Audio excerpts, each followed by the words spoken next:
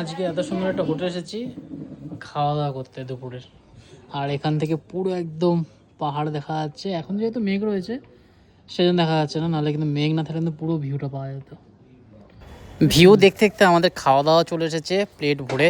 দুটো প্লেটে কিন্তু সাদা রাইস রয়েছে, তার সাথে কিন্তু আলু ভাজা রয়েছে, আর তার সাথে চলে এসেছে তরকারি।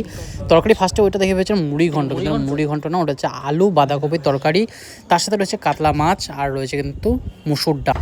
এরম ভিউ দেখতে দেখতে দুর্দান্ত বাঙালি থালি চলে এসেছে, আর খুব সুন্দরভাবে সার্ভ করা হচ্ছে, আর খুব পরিষ্কার পরিচ্ছন্ন রেস্টুরেন্টটা। আর এদের কিন্তু হোটেলও রয়েছে।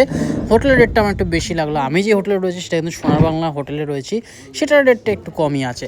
আর এখানে রয়েছে কাতলা মাছ। কাতলা মাছের এই পিসটা কেন যে অর্ধেক কাটা আমি জানি না। আর রয়েছে মুসুর ডাল পেঁয়াজ ফোড়ন দিয়ে, রয়েছে বাঁধাকপি আলুর তরকারি, বেশ সুন্দর একদম মাংস কষার মতো, আর রয়েছে কাতলা মাছ। যাই হোক, ফার্স্টে কিন্তু আলু ভাজা দিয়ে একটু খেয়ে দেবো। এই আলু ভাজাটাই আমার বেশ ভালো লাগে, ঘরের মতো আলু ঝুড়ো ঝুড়ো করে কেটে খুব সুন্দর কালো জিরা ফোড়ন দিয়ে ভেজে দারুণ লাগে এটা খেতাম। মাছের তেল দিয়ে ভাজা, মাছের তেল দিয়ে ভাজা হলেও কিন্তু স্বাদ অতুলনীয়। আমার এই আলু ভাজা ডাল দিয়ে খেতে কিন্তু দারুণ লাগছে। ডালটা কিন্তু একদম কালো জিরা ফোড়ন, তার সাথে কিন্তু রয়েছে পেঁয়াজ আর মুসুর ডাল, খুব সুন্দর পাতলা করে কিন্তু ঘরের মতো করে রান্না। আর যেটা বললাম এদেরকে হোটেল রেটটা একটু বেশি লাগলো, সেই জন্য কিন্তু এখানে খেতে আসতে হলে এখানে আসতে পারো তোমরা। দুপুর হোক বা রাত্রিবেলা, এরকম যদি জানলা দিয়ে এরকম ভিউ পাওয়া যায়, আর তার সাথে যদি এরকম সুন্দর বাঙালি থালি হয়, তাহলে আর কি চাই সস্তার মধ্যে। যাই হোক, মাছ ভাত থালি যেটা আমরা নিয়েছি এটা 120 টাকা নিয়েছে, আর রাইস যদি এক্সট্রা নিতে হয়, এক্সট্রা রাইস কিন্তু 5 টাকা করে। সাথে পাহাড়ে ভিউ, কিন্তু অনেক মেঘ সেজন্য দেখা যাচ্ছে না, কিন্তু দারুণ লাগছে। এমনি তোমরা যদি অন্য সময় আসো তাহলে কিন্তু এখানে বসে খাবারটা এনজয় করতে পারো। দুপুরে লাঞ্চ এরকম দুর্দান্ত বাঙালি থালি। চিকেন আর মাটনের রেটটা আমার একটু বেশি লাগলো, সেই জন্য কিন্তু আমরা ডিম কারি অর্ডার করেছি। ডিম কারি 2 পিস ডিম দিয়ে সেটা কিন্তু 70 টাকা।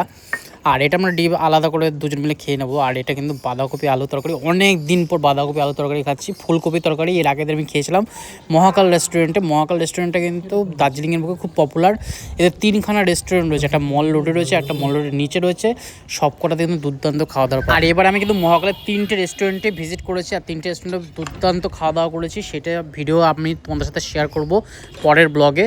ততক্ষণ এই ব্লগটা এনজয় করো, কারণ কি এখানে কিন্তু সুস্বাদু সব খাওয়া দাওয়া রয়েছে।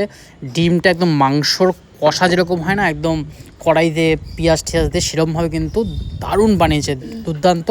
পোলট্রির ডিম বানিয়েছে। এটা যদি হাঁসের ডিম হতো তাহলে আরও খাওয়াটা জমে।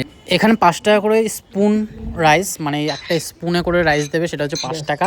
সেই জন্য আমরা হাফ প্লেট রাইস কিন্তু অর্ডার করে নিচ্ছি। বাসমতি চালের রাইস রয়েছে, এটা কিন্তু নিচে 50 টাকা। 50 টাকা হাফ প্লেট, ফুল প্লেট 100 টাকা। সেই অনুযায়ী ঠিকঠাকই লাগলো, হাফ প্লেটে দুজনে আরামসে হয়ে যাবে। ডিম ভাতটা কিন্তু সত্যি বলতে দারুণ খেলাম।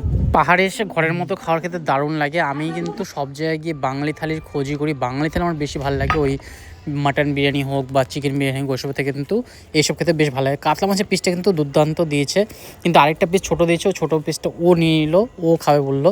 যাই হোক, বড়ো পিসটা আমি খাচ্ছি। কাতলা মাছটা কিন্তু বেশ সুন্দর কিন্তু ভেজে রান্না করেছে। যাই হোক, আজকের মতো ভিডিওটা এখানে শেষ করছি। তখন টাটা, বাই বাই। ফেসবুক থেকে দেখলে ফলো করো, আর ইউটিউব থেকে দেখলে কিন্তু অবশ্যই সাবস্ক্রাইব করে নিও। টাটা।